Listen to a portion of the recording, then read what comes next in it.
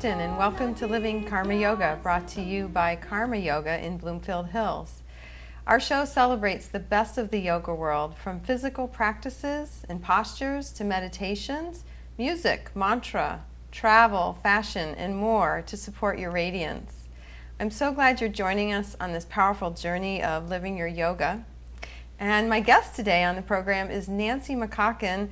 She's a longtime friend. I met Nancy in 2001, and we're going to get into our journey together.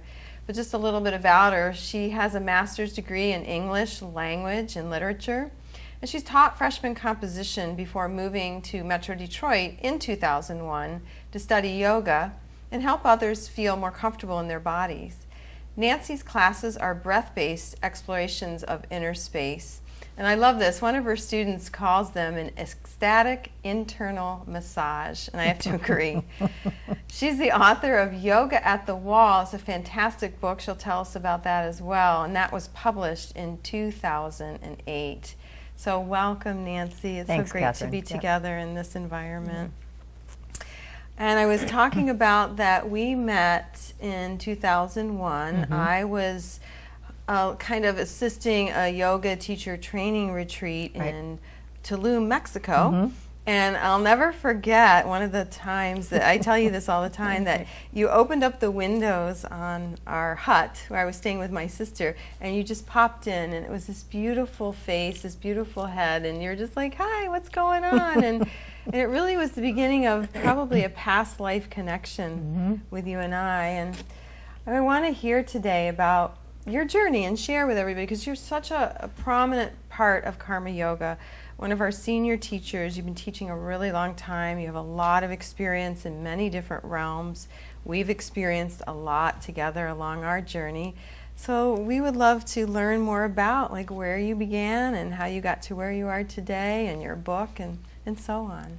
Thank you, Catherine. This is a little bit daunting for me, because I write really well, but in terms of speaking about my life, I'm a little shy, and I just want to run away, actually. Like, oh no, I have to do this. But I first learned about yoga, when I was probably 24 or 25 and living in California. I had a really horrendous breakup, and the young man who came to replace, in that space, was practicing, I don't know, 9 or 10 or 11 postures that were in Ram Dass's Be Here Now, and he taught them to me. And we practiced about a year together.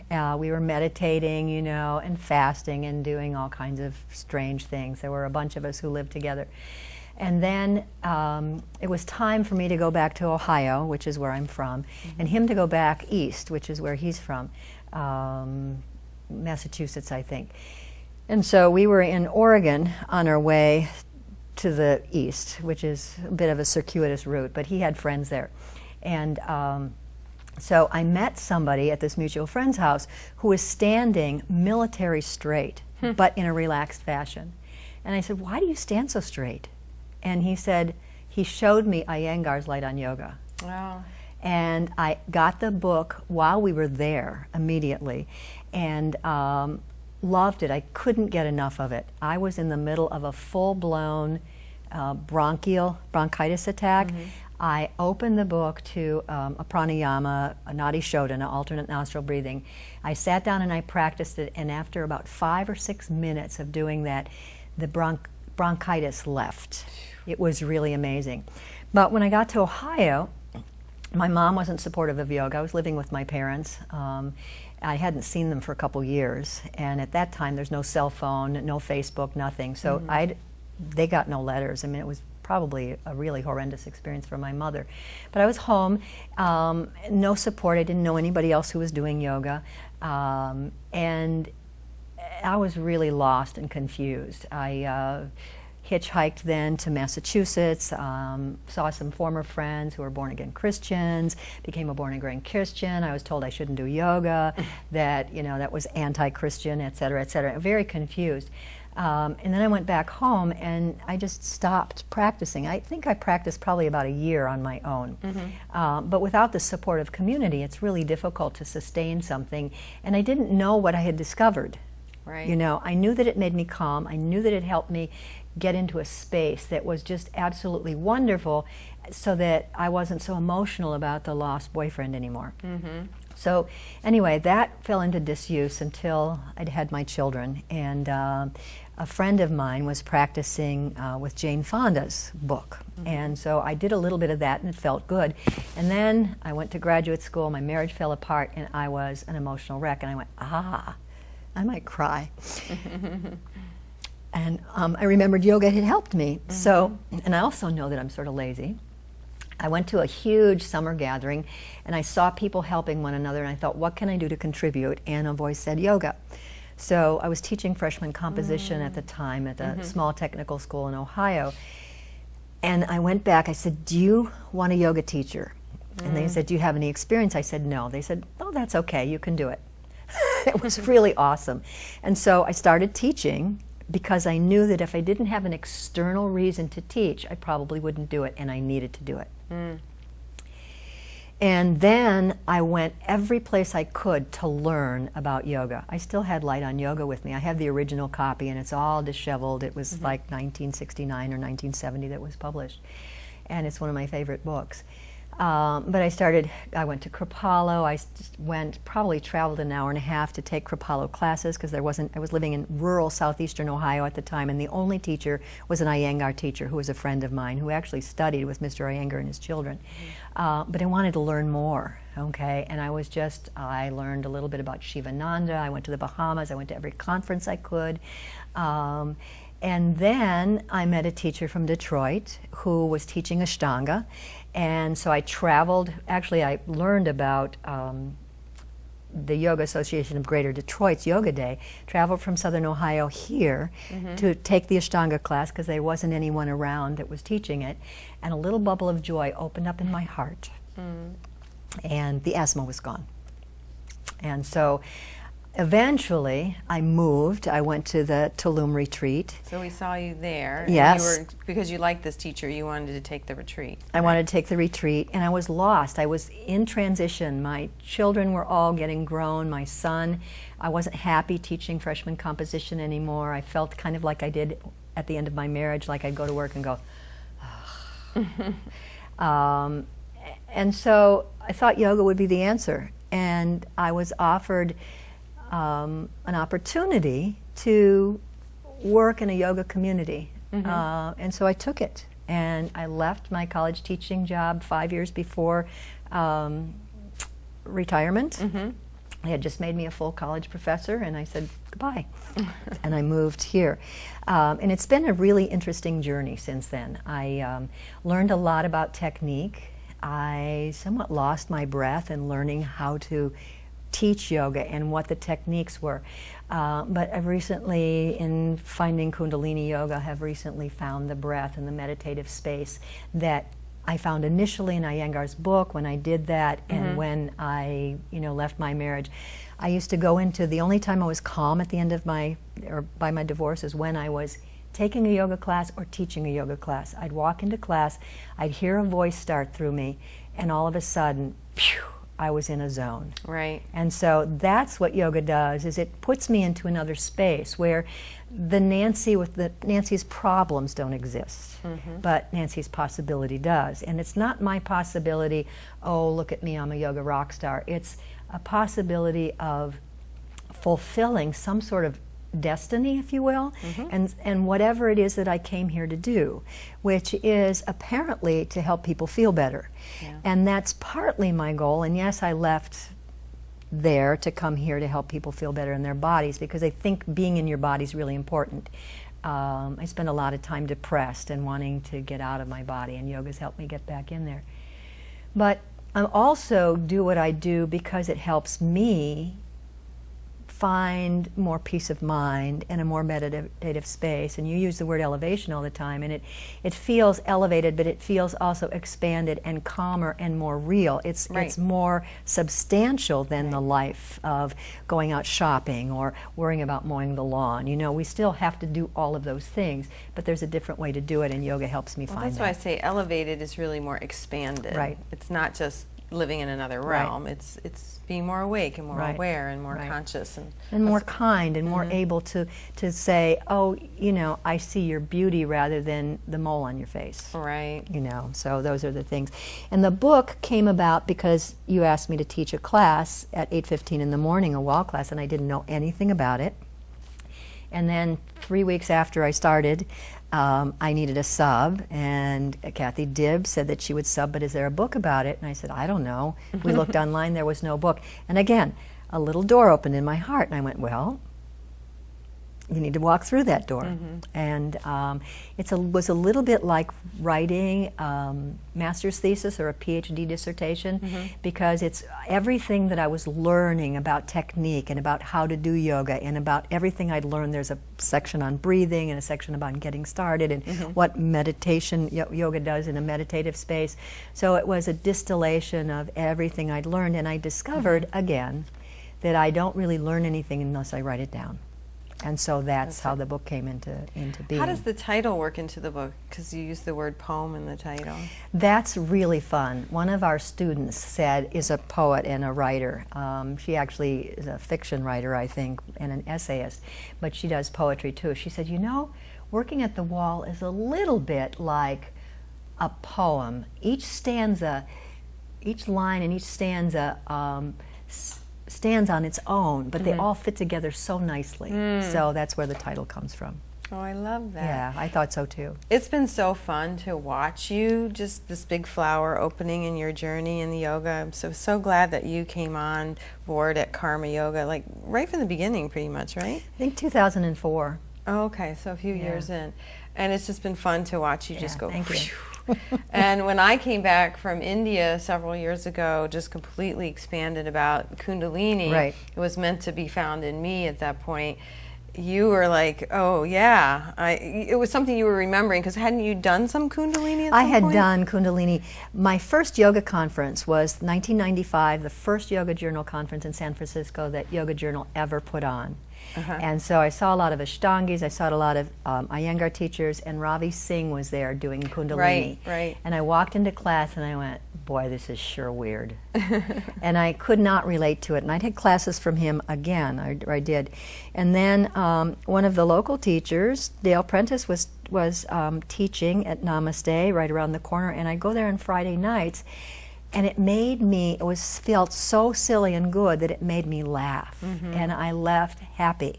But I didn't take it seriously because the Hatha was my path at the time, you know, until you came back, and then it clicked for me too, you know, and I thought, I've got to be on this train. Wow, we've had an amazing experience together already. I know. So we know both in Kundalini, which I've loved about it, is there's a lot more breath work and pranayama. It's a big focus of it, mantra, breath, and posture. And so while we have time today, I'd like us to move into you sharing a little pranayama mini class with us and our viewers that they could be doing at home. So you'll take us through that. Right. Are we ready to do that now? now? Let's do that. Okay, let's move into that. Okay, good. One of the things that I found very interesting in one of the last trainings I had before the Kundalini teacher training is that I took it with Joseph LePage, who's a real Sanskrit scholar and very intuitive. Most people translate pranayama. Prana's energy. The energy flows in our body, and it's breath-based. It floats on the breath, but it's not identical with the breath. It's kind of the energy that the breath gives us and that food gives us. And yama is restraint or restriction. So most people translate pranayama as restriction of the breath or controlling the breath, and we do direct it, but Joseph was saying it's really, the word is a combination of the two words, prana and ayama, which means unrestriction or non-restricted. So in my understanding of prana, they are, and his explanation is that these are practices that free the prana in the body through working with the breath, which is a much, much more accurate, I think, description of it. And that having said, it's probably, you know, not that important for you all at home to know all of that. It's interesting if you're a Sanskrit scholar or historian of yoga. But the breathing, many of us, we breathe all through the day, but many of us don't breathe in an optimal fashion so we get as much oxygen as our cells need. And our brain needs prana too. And if you're feeling sluggish, if you're feeling anxious, if you're feeling depressed, you're pretty much prana deficient, meaning you don't have enough of the vital energy flowing through your body. So one very simple thing is to bring your hand, one hand here to your belly and another hand to your lower rib cage. Close your eyes and make sure that you're sitting up. If you're doing this at home with us, and I invite you to try, sit at the edge of your chair. And I like to make a pun so that your sit bones are at the edge of your chair, your feet are flat on the floor, and you know life is more fun and exciting if you're at the edge of your chair. So we have that expression. So you'll close your eyes and inhale deeply and just notice what expands and contracts on your in and your out breaths. Now, we talk about a full, complete yogic breath that expands the abdominal cavity, the lower ribs, and the chest wall. So see if you can feel that. So your inhale takes it deep into the lower belly, into the ribs, and up into the upper chest. Most of us don't switch or do this right off the bat, and you might be finding that you've got more belly, more ribs, more upper chest. We want to make the inhalation and the exhalations equal in length as much as possible and have it be fluid. So there may be a brief pause at the end of each inhale or exhale, but not very much. One follows the other seamlessly.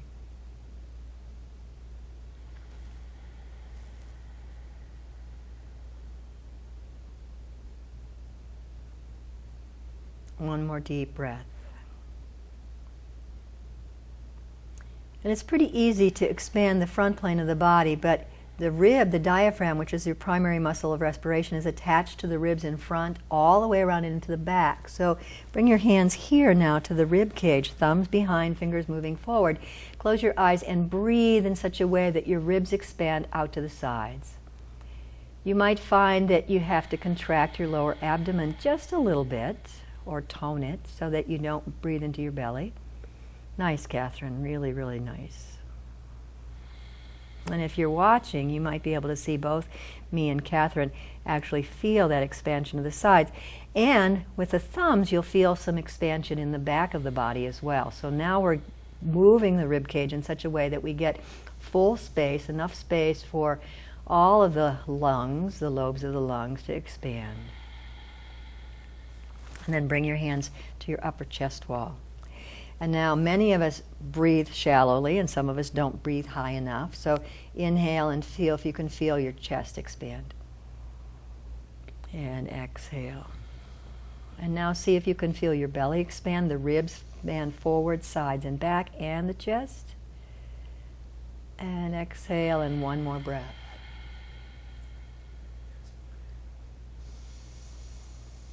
And good, let your hands relax next to your sides or on your lap.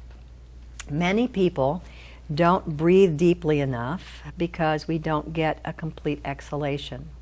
So we're going to do just 4 rounds of exhaling through rounded lips.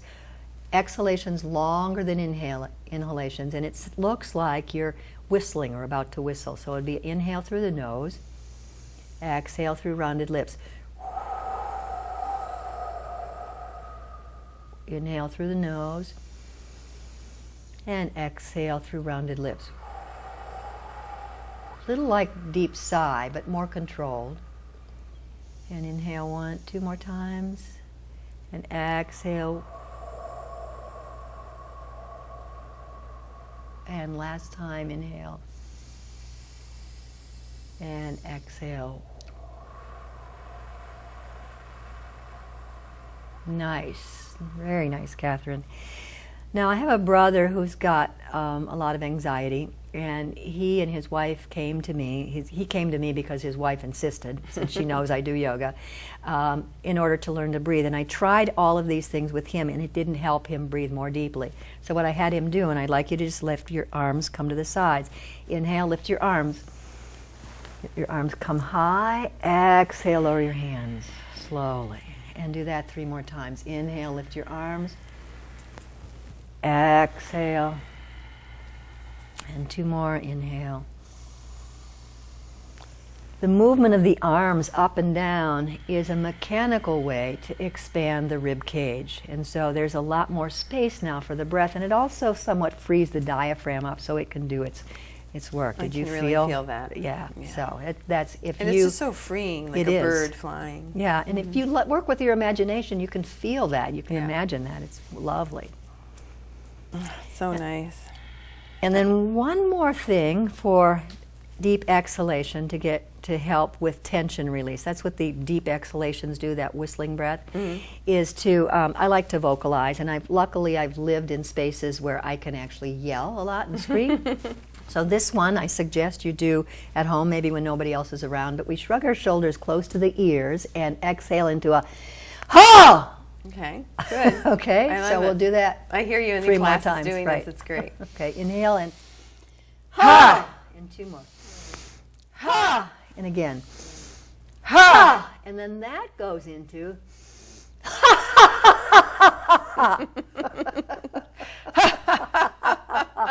Classes love that, though. I mean, you're really letting go of all the stress and tension around your shoulders that you've been burdening. Right? Yeah, and a lot of that goes into, it constricts the windpipe as well as the diaphragm, and constricts the blood flow to the brain. So that's difficult. I'm not sure how much time we have left, but I'd like to go through two more breaths. One is breath of fire, and then we'll do some alternate nostril breathings to balance things out. Can I tell you how amazing I feel already? I call it like my cosmic cup of coffee. I'm already like recharged. Right. Yeah, good.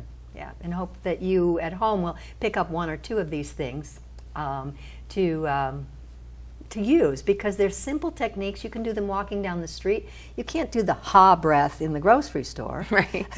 But you could, or the arm flapping probably in the grocery store without bringing a lot of attention to yourself. But you can do long, slow,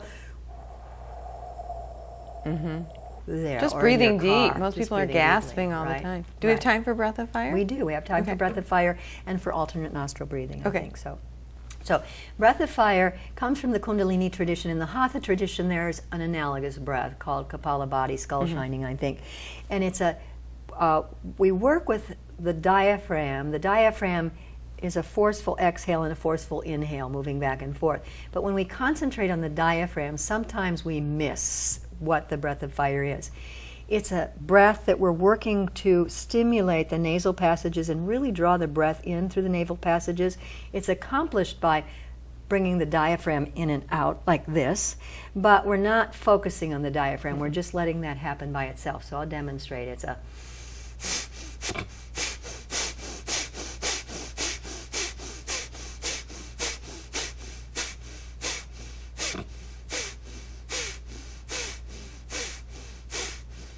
and some people do it very fast. But you want to do it in a way that creates a rhythm that you can sustain for a couple minutes. And it's an even inhale and exhale. Even inhalation and exhalation. Right. Yeah, thanks. And this really recharges the body. It stimulates the neural pathways from the navel or from the nose into the brain. It gives you a lot more oxygen. And if you feel lightheaded, you would do this at the end, make Bhu Mudra, point your fingertips toward the earth. It brings the energy down from your head through your fingers to the earth. You don't have to actually touch the floor to do it. So I think it's so uplifting and recharging when I'm tired or feel foggy in my brain. So let's do maybe about 30 seconds. Okay. Feet on the floor, hands on your knees. Those of you at home can sit on the floor, but you must keep your spine straight as much as possible. Eyes closed. Bring your focus to the space between your eyebrows and begin. So it's inhaling and exhaling evenly through the nose.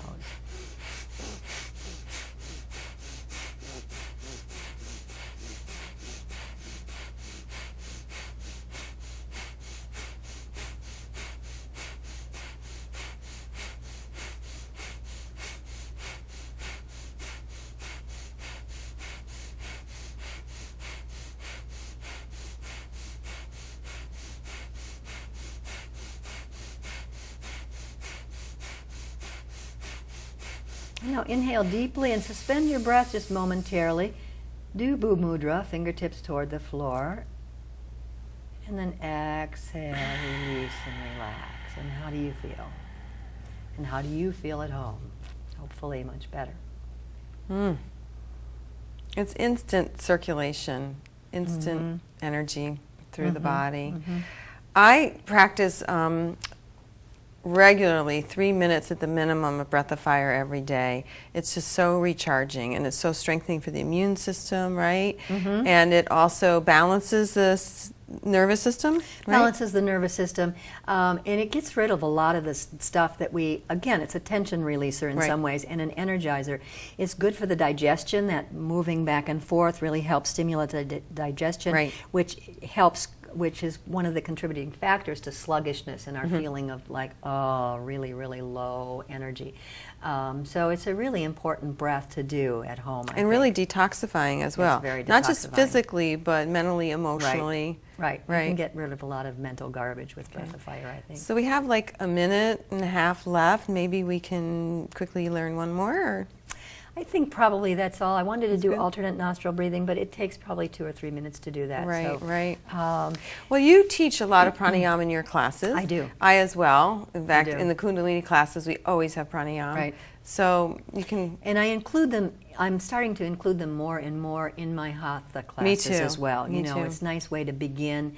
A lot of people straggle in late, so we'll just put them down and we'll start some breathing, and then everybody settles down and we can start the practice. It makes such a shift energetically in the room. You can see it right away when we start with some pranayama. And it wasn't something I was really bringing in a lot of my classes years ago, but now it's totally a mainstay. Right. And it's important. We encourage long, deep breathing, yogic breathing, but to actually focus on a technique of how to do that, I think, is really important. And to set some time aside to do that, I think is important too. Remind us just quickly what classes you teach and when your schedule is. I teach 2 wall classes, Sunday and Tuesday morning at 8:15. I teach a karma class, which is a kind of a basic Hatha class at 11:30 on Sunday. Kundalini, Monday night, 5:45. Ashtanga, short form Ashtanga, 7 in the morning on Thursday. Great class to start your day. And a gentle karma at 11:15 on Friday. Wow, you can see how varied your expertise is. So that's beautiful. Yeah. Thank Well, you. thanks again You're for welcome. joining It's been us, and more to come in our journey together. Yeah, good. We were so meant to be brought together, and it's been a beautiful space so Nice. far. Yeah, thank you. So, I'd like to thank Nancy again for joining me, and if you like what you see here, please join us at www.karma-yoga.net. Namaste.